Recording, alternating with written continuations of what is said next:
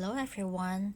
Last time we mentioned about 5 elements, 五行. So the first element that I would like to introduce to you is metal, 金.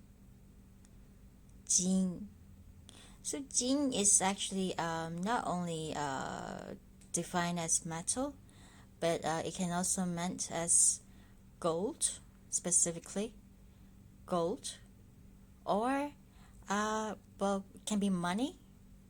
And later on, if you see any Chinese characters with this Jin on the side as a radical, you know that it can be metal related or money related. So let's see how it's being written.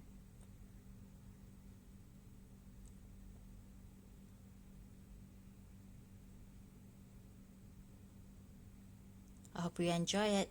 Thank you for watching.